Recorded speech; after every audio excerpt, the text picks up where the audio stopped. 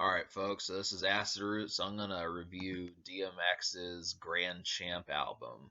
So that came out in 2003, and I kind of wanted to get started with reviewing some DMX just because it seems like the Cradle to the Grave soundtrack has a nice reception now, so I figured I'd talk about DMX a little bit more and test the waters on how that goes.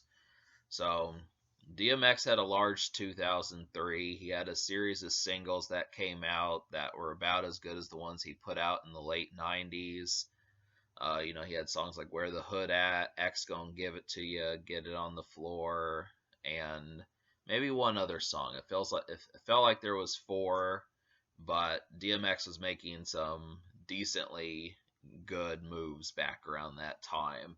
So obviously, for some folks that probably picked up, the Cradle to the Grave soundtrack and Grand Champ. I mean, there was some good stuff on there because actually another song that came out was the Go to Sleep song with Eminem. So DMX and Eminem on a song, and Obi Trice. Um, so yeah, there were a series of DMX hits, but it kind of felt like this album kind of lagged a little bit. Seems like DMX lost a lot of steam after when this album came out because the Year of the Dog that came out in 2006, I think that's what it was called, but that was like the last album that kind of had some sort of any chance of him building back his buzz. But this is at least a decent album to talk about. This one, I mean, it's not horrible, but it has quite a bit of filler, and that's kind of the thing. I love the singles. He picks some great production. He has some topics. DMX has always been good at finding topics to talk about and being interesting throughout them, and this is whether or not that they're listenable. That's kind of the thing. When he does that on like albums like It's Dark and Hell is Hot and the other album he Flesh of My Flesh, Blood of My Blood, and then his 1999 album, I forget what that one's called, and then there was X. I mean, all of those, I don't really complain too much about the stuff that X is talking about. Now, I recently just read a review of Grand Champ, and they said that, 5 albums in, that the problem with DMX was the fact that he doesn't really switch up his topic matter, but that's debatable as to whether or not that's a problem for me, just because I would have to say if you've only talked about something like the one time or the second time, whether or not, I mean, because obviously, there's always going to be tracks for the ladies, there's always going to be club songs, there's always going to be like fallen homies songs and that sort of stuff. So I'm not really too much of a complaint. If it's something that, hey, I just bought a blue convertible or something, maybe that's, something boring. But I do feel like some of the things that are talked about, these are subjects more so than topics. So that's kind of where I was coming from with that. But it doesn't save this album from actually being kind of lethargic in execution. But we'll talk about the singles now. So I thought the first single was Where the Hood At, and that's a brilliant song. That's the kind of stuff that DMX needed to constantly do. I would have liked to have found like another song that had that sort of energy, because that's the sort of stuff, that's where it seems like most people like him most, is when he's kind of in a rage type mood over some upbeat type song and just talking shit. That's kind of the stuff where that goes. So that there's no problem with that song. And then Get It on the Floor was produced by Swiss Beats, who collaborates with DMX often. I think he did Rough Riders Anthem, and that's the only Swiss Beats beat on here besides the Ayo Kato song.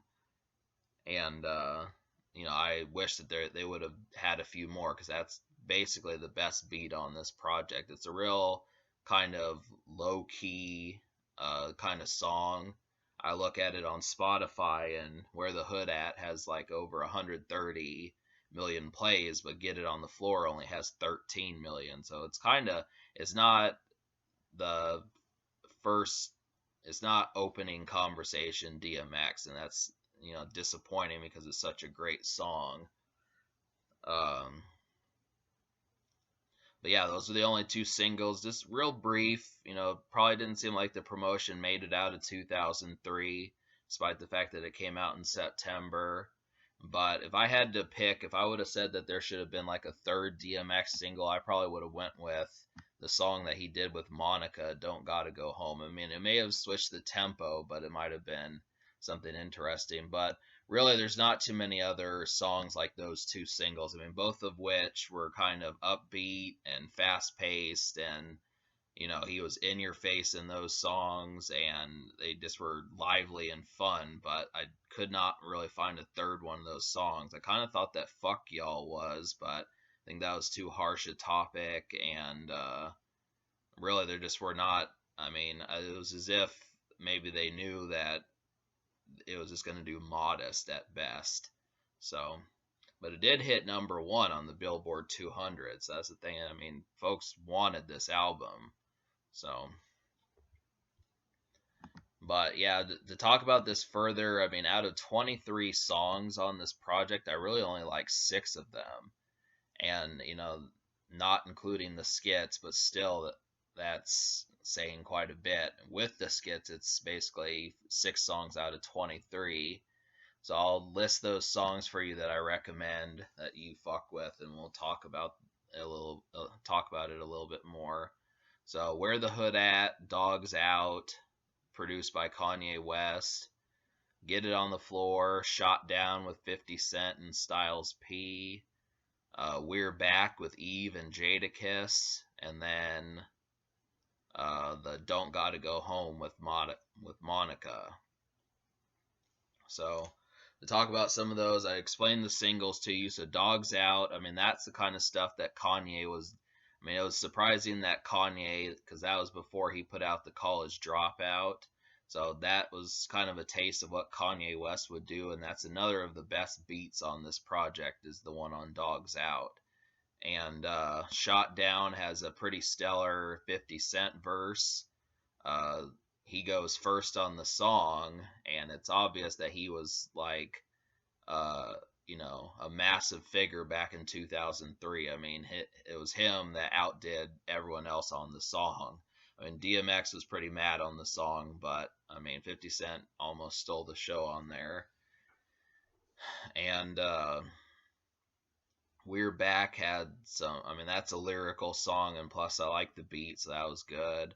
And then the "Don't Gotta Go Home" is basically an R&B flavored DMX song, which I think in some cases he can do that, but it was to me a real left field and kind of surprising song on there. So I figured, most of the time, X is kind of pissed off or you know, aggravated. So that's kind of the thing, is to see him in a different light. But so to talk about the complaints about this project. So now we're going to talk about the things that are not quite as stellar. So there was just a bunch of junk on this album, and that's really the thing is, the whole thing about it, especially in the second half of the project, you've got songs like "Rob All Night," "We Go Hard," "We Bout to Blow," "The Rain," "Ayo Kato," "Thank You." I mean, it feels like the energy is mostly in the first half of this project, and a lot of these are just leftover and half-baked DMX songs. Um, they don't have vitality. I think that that's a strong enough thing to say. It's not. I mean, I could normally say the production is just bad, but they really don't have the vitality that kind of says is DMX actually going to perform these songs ever? A lot of those don't feel performable. They don't feel memorable, and while they do fill out an album, um, they're not amongst his best. Yeah, so I chalk it up to the fact that he lost steam on the project. But so yeah, as far as what I'm gonna give this album, me liking only 6 songs out of 23, I'm gonna give this a 5 out of 10, because there's actually more than 4 skits. If you count the dog intro and then Prayer 5, that would actually make 6 skits. So 23 minus 6 would be 17, minus another 6 would be 11. So me liking basically 6 songs out of 17. That's about a third of the project. I don't know. I mean, I guess I would have to give this album just a 4 out of 10. That seems to be me. I would give this album a 4 out of 10 and a 4 social, just because it was really lacking. It needed a third single. I think if he would have had that, that probably would have pushed DMX a little bit further, but it did seem like he was kind of grasping at straws. So as I noticed that, I'm glad that, I mean, the fact, to me, Get It on the Floor felt like a surprise. It was kind of like, hey, I bet you didn't think I could do this.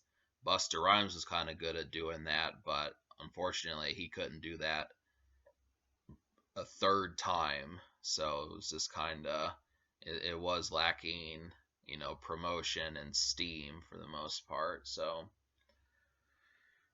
yeah, so 4 out of 10 for social DMX.